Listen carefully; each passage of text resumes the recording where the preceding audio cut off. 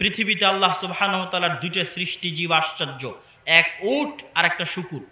উট হচ্ছে সবচেয়ে আত্মমর্যাদা সম্পন্ন একটা প্রাণী, যার রাগ প্রচুর, এতটা আত্মমর্যাদা সম্পন্ন।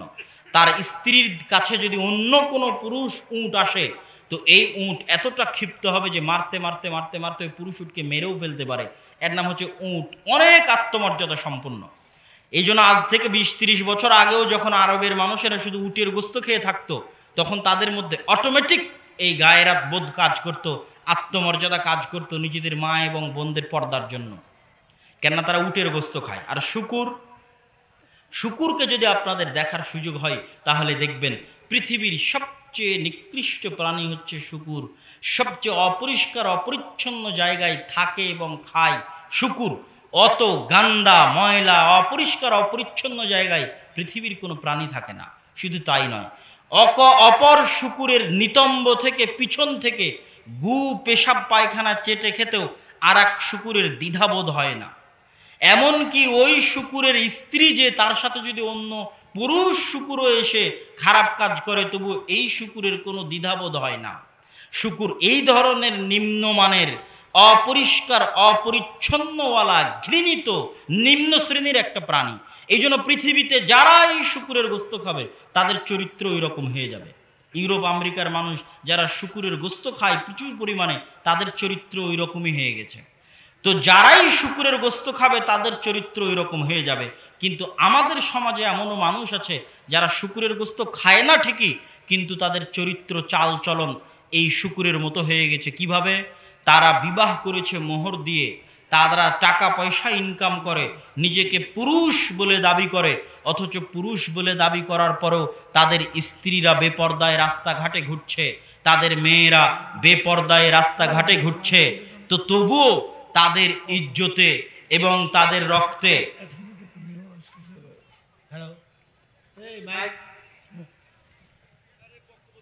গোবিন্দগঞ্জ মেয়র সাহেবের আগমন, শুভেচ্ছা স্বাগত। এবং কামারগাঁও ইউনিয়ন চেয়ারম্যানের আগমন, শুভেচ্ছা স্বাগত। আমাদের প্রাণপ্রিয় আমার ছোট ভাই গোবিন্দগঞ্জ পৌরসভার সম্মানিত চেয়ারম্যানকে আসন গ্রহণ করার জন্য আহ্বান করছি।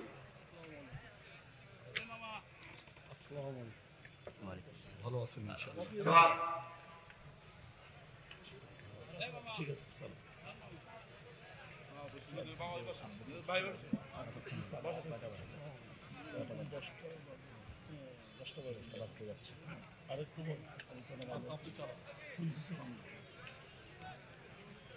সম্মানিত উপস্থিতি, আমি আপনাদের সামনে আলোচনা করছিলাম যে রাসূল সাল্লাল্লাহু আলাইহি ওয়াসাল্লাম বলেছেন, আদ-দায়ুস যারা, তথা শুকুরের রক্ত এবং চর্বি জান্নাতে যাবে না। তো শুকুরের রক্ত এবং চর্বির তো জান্নাত জাহান্নাম নেই। তাহলে ওই মানুষ জান্নাতে যাবে না যেই মানুষের রক্ত আর মানুষের রক্ত নয়, শুকুরের রক্ত হয়ে গেছে। তো সেটা কোন মানুষ? শুকুর যেমন অপরিষ্কার অপরিচ্ছন্ন নোংরা ময়লা জায়গায় থাকে, এবং শুকুরের যেমন এতটুকু লজ্জা কাজ করে না যে আরেকজনের নিতম্ব থেকে পেশাব পায়খানা চেটে খাবে, এবং শুকুরের যেমন এতটুকু লজ্জা কাজ করে না যে তার স্ত্রীর সাথে আর 10 জন শুকুর কি করলো এইটা নিয়ে যেমন তার দ্বিধাবোধ কাজ করে না, যেমনটা বিপরীতভাবে উটের ক্ষেত্রে কাজ করে। উট অনেক গায়রাতওয়ালা আত্মমর্যাদা সম্পূর্ণ প্রাণী। তো পৃথিবীতে বহু মানুষ আছে যারা বিবাহ করার পরও, মোহরানা দিয়ে বিবাহ করার পরও, তাদের স্ত্রী পর পুরুষের সাথে হাসি মুখে কথা বললে তাদের রক্তে সরিষা সম পরিমাণ কাজ করে না। তাদের মেয়েরা বেহায়া বেপর্দা হয়ে রাস্তাঘাটে চলাফেরা করলে তাদের রক্তে সরিষা সম পরিমাণ কাজ করে না।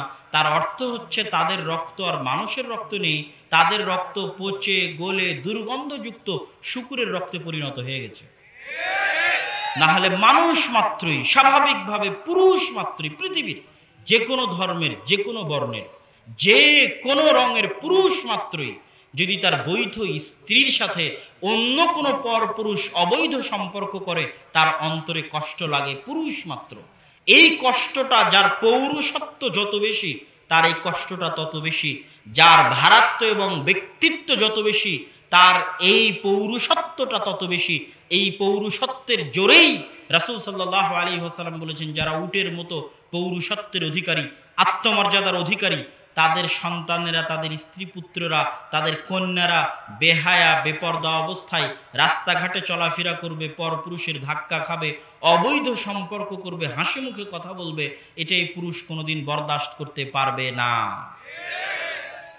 সম্মানিত উপস্থিতি, আমরা কি আলোচনা করছিলাম? আমরা আলোচনা করছিলাম ইসলামী সমাজ ব্যবস্থায় একজন মা এবং বোনের অবস্থানটা কোথায়, আর একটা বস্তুবাদী সমাজ ব্যবস্থায় মা এবং বোনের অবস্থানটা কোথায়।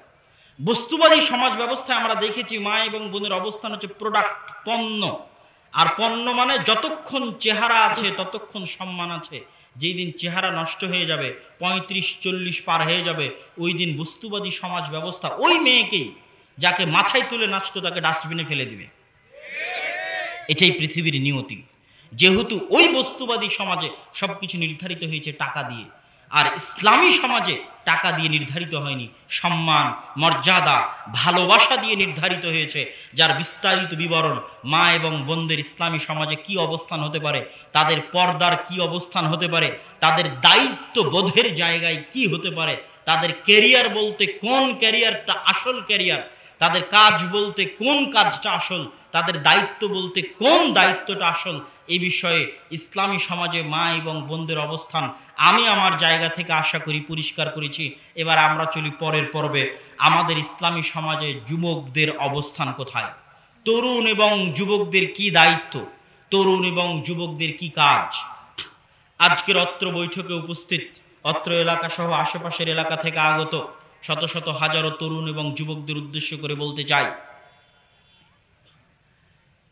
যে আমরা মুসলিমরা রাজনৈতিকভাবে স্বাধীন হলেও অর্থনৈতিকভাবে এবং জ্ঞান বিজ্ঞানে পরাধীন। অর্থনৈতিকভাবে কেন পরাধীন তাও বলবো, জ্ঞান বিজ্ঞানে কেন পরাধীন সেটা দিয়ে শুরু করি।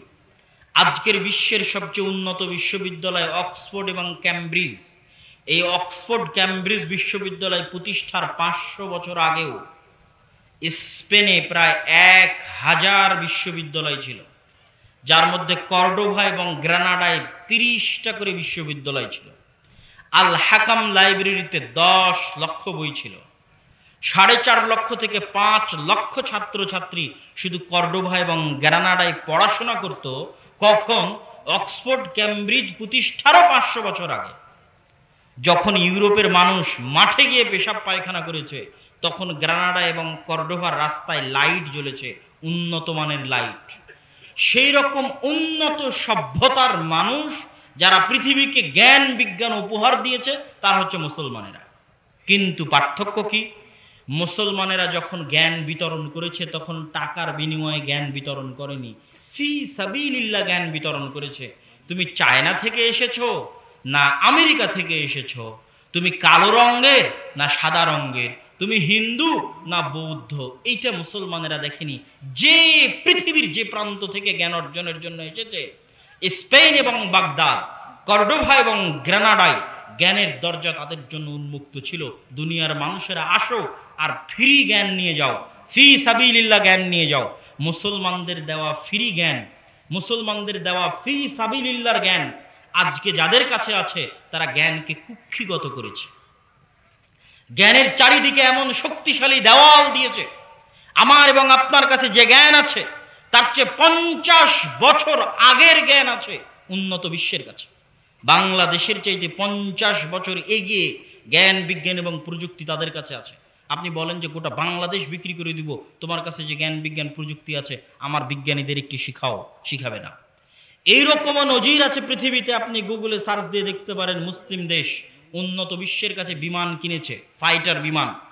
তো ওই বিমান নষ্ট হয়ে গেলে কেমনে ঠিক করতে হবে এই প্রযুক্তিটা পর্যন্ত দেওয়া হয়নি। বলা হয়েছে বিমান নষ্ট হয়ে গেলে আবার আমাদের কাছে পাঠাবে, আবার নতুন করে চার্জ দিবে, বিল দিবে, আমরা আবার বিমান ঠিক করে তোমার কাছে পাঠাবো। এটা হচ্ছে জ্ঞানকে কুক্ষিগত করা, জ্ঞানের শাসন, বিজ্ঞানের শাসন।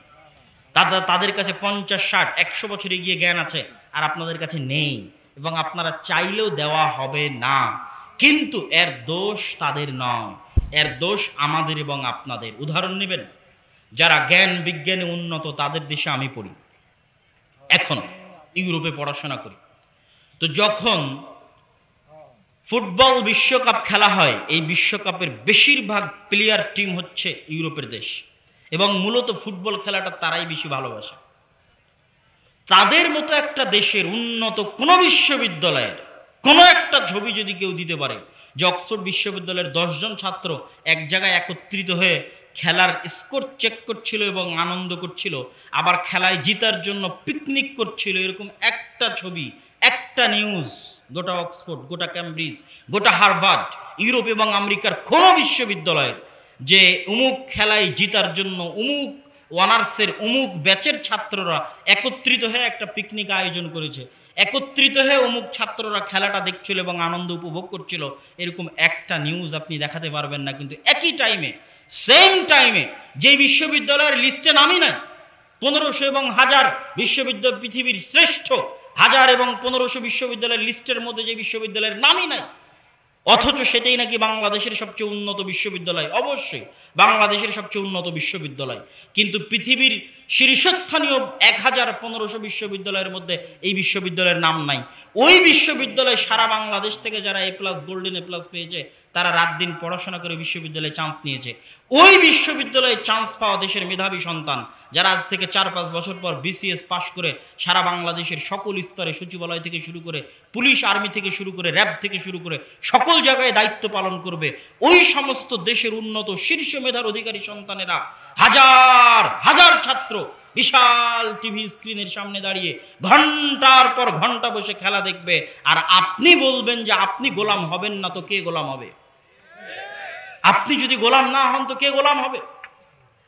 আপনি আমাকে উত্তর দেন, কে গোলাম হবে? এবং আমার এবং যুবকদের, আজকে যে যুবকরা উপস্থিত হয়েছে তাদের উদ্দেশ্যে বলতে যে আমার ছোট্ট অবজারভেশন, যে বাংলাদেশের যুবকদের যদি আমি সামারি টানি, যে তাদের গোটা লাইফের সামারি কি, বর্তমান যুবকদের, বর্তমান জেনারেশনের তাদের সামারি হচ্ছে জন্ম হবে, জন্ম নিবি, মানে তোদের জন্ম হবে, জন্ম নিবি, জন্ম নেওয়ার পরে কি হবে? মোবাইল চালাবি, ভিডিও গেম খেলবি, free Fire, PUBG, video game খেলবি, অনলাইনে জুয়া আছে, বাস্তবে জুয়া খেলা লাগে না, অনলাইনে বেটিং সিস্টেমের মাধ্যমে জুয়ার ব্যবস্থা আছে, অনলাইনে জুয়া খেলবি, মাদকতার নেশায় আসক্ত হবি, যত দুনিয়ার মাদকতার নেশা আছে সব মাদকতার নেশা অ্যাভেইলেবল দুনিয়ার সকল বাজারে, সেই মাদকতার নেশায় আসক্ত হবি, যত খেলাধুলা আছে বিশ্বকাপ, ক্রিকেট, সব খেলাধুলার সাথে আসক্ত হবি, ফেসবুক, ইউটিউব, টুইটার, সামাজিক যোগাযোগ মাধ্যম তো আছেই, অশ্লীল দৃশ্য, নীল মুভির ছবল তো আছেই, এগুলো সব দেখতে দেখতে এগুলোর মধ্যে আসক্ত থাকতে থাকতে জীবনের একটা বিরাট অংশ পেরিয়ে যাবে। তারপরে কি হবে? তারপরে পেশাব পায়খানা ছাড়া আর দ্বিতীয় কোনো কাজ নেই। সর্বশেষে কি? সর্বশেষে হয় পদ্মা ব্রিজের লেবার হয়ে পদ্মা ব্রিজের পাইলের মধ্যে ডুবে মারা যাবি, পদ্মা ব্রিজের ইঞ্জিনিয়ারিং করবে বিদেশিরা যাদের কাছে জ্ঞান আছে, বিজ্ঞান আছে, আর তুই যে সারা জীবন Facebook, mobile, YouTube, Twitter, Free Fire, PUBG খেলেছিস, এখন পদ্মা ব্রিজের লেবারি করতে যে পাইলের মধ্যে ডুবে মরবি। আর না হয় প্রবাসী হয়ে সৌদি আরব, কুয়েত, কাতার, বাহরাইনে টয়লেট সাফ করবি, অন্যের টয়লেট সাফ করা টাকা দেশে পাঠাবি, সেটাই নাকি আবার উন্নয়ন, তারপরে দুনিয়া থেকে বিদায় নিবি। এই হলো তোদের সামারি জীবনের, আমার এবং আমার।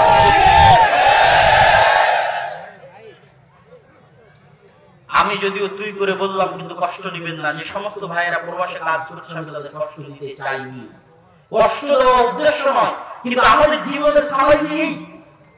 এর বাইরে আমরা করছি কি? এর বাইরে আমরা করতে পেরেছি কি? পারলাম কি করতে বলে? এর বাইরে আমরা কিছু করতে পারিনি। এবং এই দোষ দুশ্চিন্তার তাদের নয়, এই দোষ আমাদের এবং আপনাদের, এই দোষ যুবকদের, এই দোষ এই প্রজন্মের। তাদেরকে জানতে হবে যে যারা ফ্রি ফায়ার, পাবজি আবিষ্কার করেছে তারা কোটি কোটি টাকা মনোবিজ্ঞানীদের পিছনে খরচ করে, ইনভেস্ট করে। এক একটা মানুষের সাইকোলজিস্ট যারা, তাদের পিছনে কোটি কোটি টাকা দিয়ে বলে যে ভাই এমন সিস্টেমে সফটওয়্যার ডেভেলপ করে যে একবার যদি সফটওয়্যার ব্যবহার করা শুরু করে, গেম খেলা শুরু করে, জীবনে যেন বের না হতে পারে। ফেসবুকের ফিচার গুলোকে এমন ভাবে সাজান, নতুন নতুন আপডেট দেয় প্রতিনিয়ত, যে ফেসবুক তার ফিচার চেঞ্জ করে। আগে রিল ছিল না, এখন রিল নিয়ে এসেছে। আগে রিঅ্যাক্ট করার কোনো অপশন ছিল না, এখন নিয়ে এসেছে। এই যে প্রতিনিয়ত ফিচার নিয়ে আসে, এটার পিছনে কোটি কোটি টাকা দিয়ে গবেষণা হয়। যে এমন ফিচার তৈরি করো যে মানুষ একবার ফেসবুকে ঢুকলে যেন 1 ঘন্টার আগে বের না হতে পারে। 1 ঘন্টা সময় নষ্ট, প্রোডাক্টিভিটি নষ্ট হয়ে গেল। আপনি কি মনে করেন ঢাকা বিশ্ববিদ্যালয়ের সামনে যে ছেলেগুলো খেলা দেখছে ওদের পারমাণবিক বম তৈরি করার মতো জ্ঞান নেই?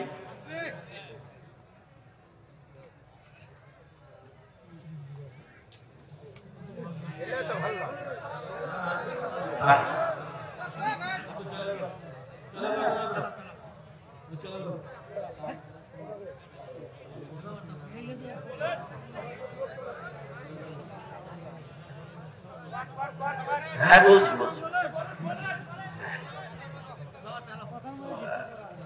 প্রোডাক্টিভিটির কথা বলছিলাম, তাই না? হ্যাঁ কি বলছিলাম? হ্যাঁ, যে ঢাকা বিশ্ববিদ্যালয়ের সামনে যে ছাত্ররা বসে থেকে খেলা দেখছে তাদের ব্রেনের মধ্যে ওইরকম শক্তি নাই যে তারা পারমাণবিক বোমা আবিষ্কার করতে পারবে। তাদের ব্রেনের মধ্যে ওইরকম শক্তি নাই যে তারা মঙ্গল গ্রহে চন্দ্র গ্রহে যেতে পারবে। আছে, এবং এখানে যত যুবক বসে আছে তাদের ব্রেনের মধ্যে কি শক্তি নাই? আছে। প্রত্যেকটা সবাই আদমের সন্তান, যারা আবিষ্কার করছে, যারা উন্নত হচ্ছে, ওরা আদমের সন্তান, আর আমরা যারা অনুন্নত অবস্থায় আছি আমরা আদমের সন্তান। কিন্তু আমাদের মূল্যটা কোথায় পৃথিবীতে? আপনি আজকে যদি আমার এবং আপনার মূল্য দেখতে চান, গড়ায় বাংলাদেশের পাসপোর্ট ঝুলাবে, পাসপোর্ট ঝুলিয়ে সীমানার বাইরে বের হবে, তাহলে আপনি বুঝবেন আমার এবং আপনার মূল্য কোথায়।